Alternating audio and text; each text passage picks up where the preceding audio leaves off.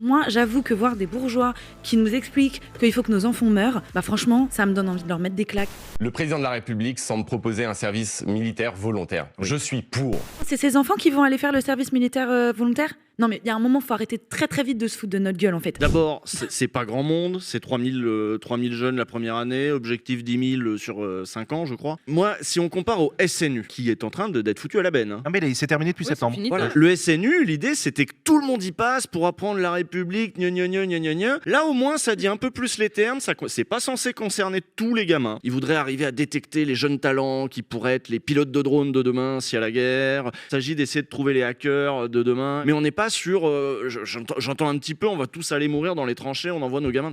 Non, c'est pas ça l'ambiance. L'idée, c'était de dire, est-ce qu'il y aura une confrontation dans 3 ou 4 ans avec les Russes? Ouais, mais si on la n'est pas guerre se l'Ukraine. présente...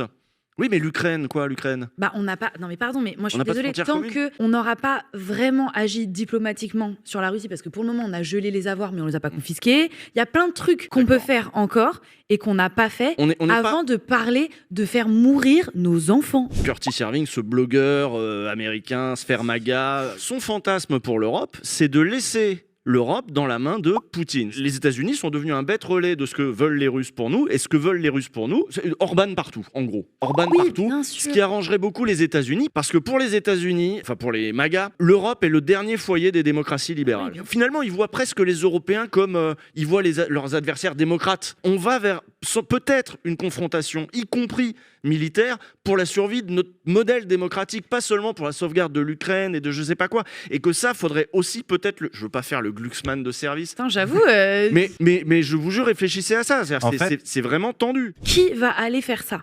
Ça va être les jeunes qui sont déjà en train d'être commencés à être propagandisés par un espèce de truc complètement guerrier, mascu, où on leur dit qu'en fait t'es jeune, t'es pré-guerre, bah vas-y va faire la guerre parce qu'en fait qu'est-ce que tu vas faire d'autre? On vit aussi dans une société qui glorifie la violence.